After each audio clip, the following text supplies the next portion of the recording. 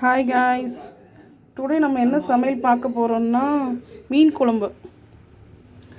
So அதுக்கு தேவையானதெல்லாம் பார்த்தீங்கன்னா, சின்ன வெங்காயம் தாளிக்கிறதுக்கு எடுத்து வச்சுருக்கேன், கொஞ்சம் கருவேப்பிலை, தென் புளி கொஞ்சம் ஊற வச்சுருக்கேன், 5 தக்காளி.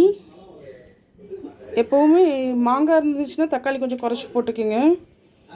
மற்றபடி தக்காளி மாங்காய் இல்லைன்னா தக்காளி கொஞ்சம் ஜாஸ்தி சேர்த்துக்குங்க. 5 பச்சை மிளகா, கொஞ்சம் இது ஒரு 1/4 கிலோ சின்ன வெங்காயம், ஒரு தேங்காய். மீனுக்கு ஏற்ற மாதிரி பாதி முறி கூட போட்டுக்கலாம். ஓகேங்களா? இது எல்லாத்தையுமே அரைச்சி விட போகிறோம், ஒன்று ஒன்றா அரைச்சி விட போகிறோம். ஃபஸ்ட்டு தாளிச்சிட்டு மிளகும் சின்ன வெங்காயமும் சேர்த்து அரைச்சி அந்த தாளிப்பில் கொட்டி நல்லா பச்சை வாடை போகிற அளவுக்கு வதங்கிட்டு, அதுக்கப்புறம் தக்காளி அரைச்சி கொட்ட போகிறோம். அதுக்கப்புறம் பச்சை மிளகா போட்டு தேங்காய் அரைச்சி ஊற்றிட்டு லாஸ்ட்டாக புளியை கரைச்சி ஊற்றிட்டு மீனை போட்டு குழம்பை இறக்க போகிறோம். இப்போ எப்படி செய்கிறதுன்னு பார்க்கலாமா? ஸ்டார்ட் பண்ணலாம்.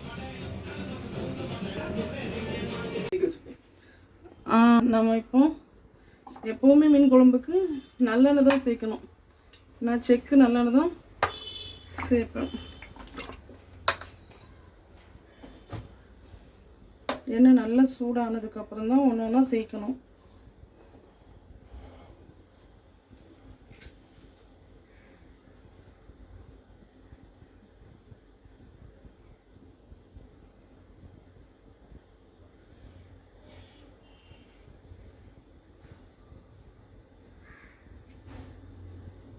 இப்போ நல்லா அந்த எண்ணெயில் அந்த நுரை வந்து கொஞ்சம் அடங்குச்சுன்னா அதான் கரெக்டான ஸ்டேஜ். இப்போ நுரை நல்லா ஏந்திச்சு வந்துருக்குது இல்லை, அந்த நுரை கொஞ்சம் லைட்டாக கம்மியாகிற மாதிரி ஸ்டேஜ் வரும்போது இந்த கடுகு உளுந்து அப்படியே கொட்டிட்டு அது பொடியணும்.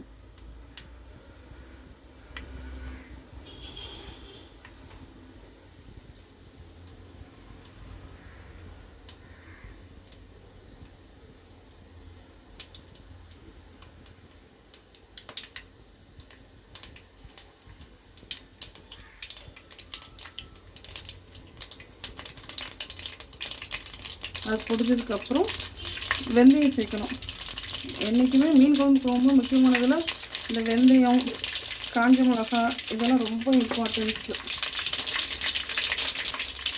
தாளிப்பில் கொஞ்சமாக சீரகம் அதை சேர்த்துட்டா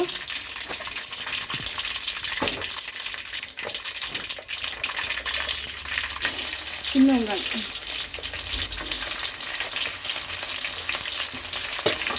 போட்டு கருவேப்பிலை,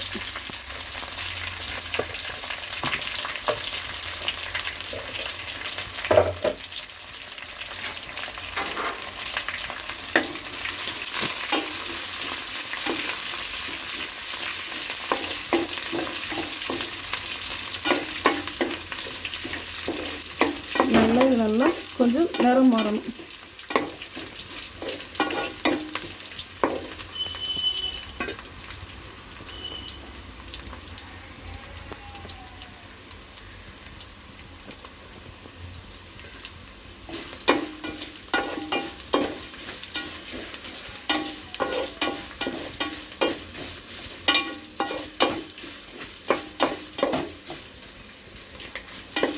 அதுக்கப்புறம் இந்த அரைச்சி வச்சுட்டு சின்ன வெங்காயத்தையும் மிளகையும் சேர்த்துடணும்.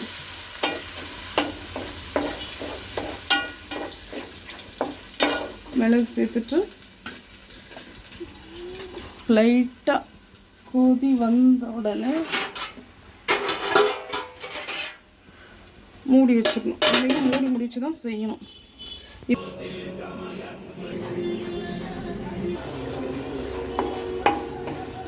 இப்போ வெங்காயம் நல்லா நிறம் மாறிடுச்சு. இந்த நேரம் நம்ம தக்காளியை கொட்ட போகிறோம். தக்காளியை கொட்டிட்டோம்.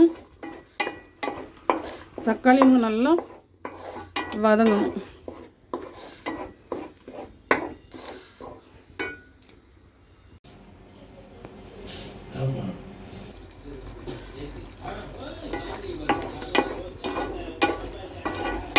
இப்போ இது கூட ஒரு 100 கிராம்ஸ் குழம்பு மிளகாத்தூள், ஒரு 20 கிராம்ஸ் காஷ்மீர் மிளகாத்தூளும் கொஞ்சம் மஞ்சத்தூளும் ஆட் பண்ண போகிறோம். ஓகே, இப்போ எல்லா மசாலாவும் போட்டோம். இப்போ இந்த தக்காளி வெங்காயம் அரைச்சது கூட சேர்த்து நல்லா இதை ரெடி பண்ணி விடணும். நல்லா பச்சை போட போகிற அளவுக்கு இந்த எண்ணெயிலே வதங்கணும் மசாலா. அப்படிங்கும்போது அந்த மசாலா உள்ள ரா ஸ்மெல்லே அடிக்காது. மீன் குழம்புல அந்த மீன் குழம்பு இதோட வாசம் நல்லா இறங்கும். குழம்புக்கு ஒரு கலர் நல்லா கொடுக்கவும் செய்யும் மீன் குழம்புக்கு.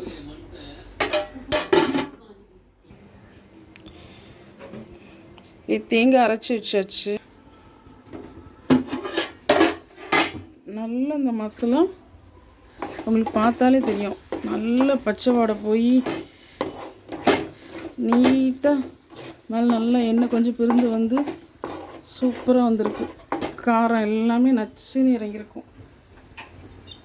இனிமேல் இது கூட அரைச்சி வச்ச தேங்காயை ஊற்றி அது கரெக்டாக ஒரு 1/4 மணி நேரம் குறைஞ்ச தீயிலே கிடக்கணும். குடந்து அது இந்த மசாலா கூட பச்சை வாடை போகிற அளவுக்கு இருக்கணும்.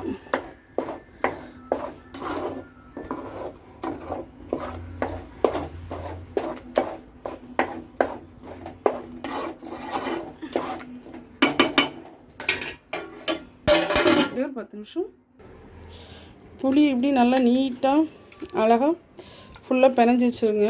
பிணைஞ்சி வச்சுட்டு எவ்வளோ தண்ணி தேவையோ அந்தளவுக்கு தண்ணியும் எடுத்து வச்சுக்கோங்க. குழம்புக்கு தேவையான அளவு தண்ணி. கரெக்டாக 10 நிமிஷம் கழித்து இதெல்லாம் ஆட் பண்ணிக்கலாம். இப்போ தேங்காய் போட்டு கரெக்டாக 1/4 மணி நேரம் ஆயிடுச்சு.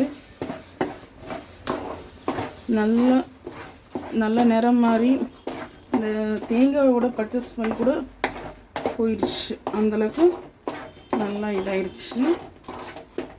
இப்போ தான் புளி ஊற வச்சு இது குழம்புக்கு எவ்வளோ தண்ணி தேவையோ அந்தளவுக்கு எடுத்து வச்சுருக்கேன். நான் மிக்ஸி ஜாரில் புளி ஊற வச்சு தண்ணி அதில் சேர்த்து தான் வச்சுருந்தேன்.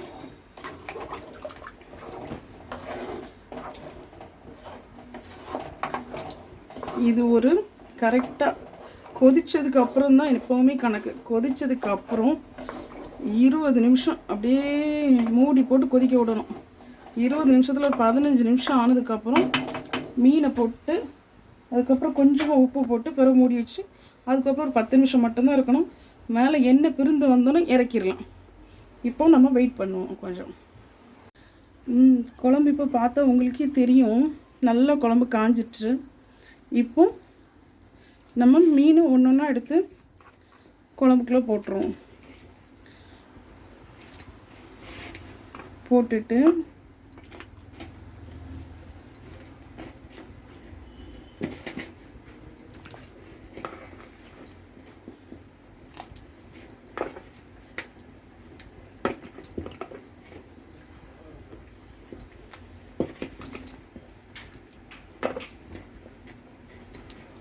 இப்போ குழம்புல மீன் போட்டாச்சு. இப்போ குழம்புக்கு கொஞ்சம் கல் உப்பு, அப்புறமா டேஸ்ட் பார்த்துட்டு தேவைக்கு ஏற்ற மாதிரி நம்ம கொஞ்சம் தூள் உப்பு சேர்த்துக்கலாம். என்றைக்குமே கல் உப்பு தான் டேஸ்ட் கொடுக்கும். லாஸ்ட்டாக கொஞ்சம் கருவேப்பிலை போட்டு இறக்க வேண்டியதுதான். இப்போ இது கொஞ்சம் நல்லா கொதிச்சிருச்சு. அப்படியே கொஞ்சம் குறைஞ்ச தீயிலே போட்டு வைப்போம். இப்போ குழம்பு ஃபுல்லாக ரெடி ஆயிடுச்சு. மேலெல்லாம் பாருங்கள், சுற்றி இந்த இடம்லாம் பாருங்கள், கரெக்டாக பதம் எல்லாம் கரெக்டாக. இப்போ லாஸ்ட் ஸ்டேஜாக கொஞ்சம் பச்சை கருவேப்பிலை, கொஞ்சமாக கொத்தமல்லி தூவி அப்படியே மூடி வச்சு ஸ்டாப் பண்ணிட வேண்டியதான்.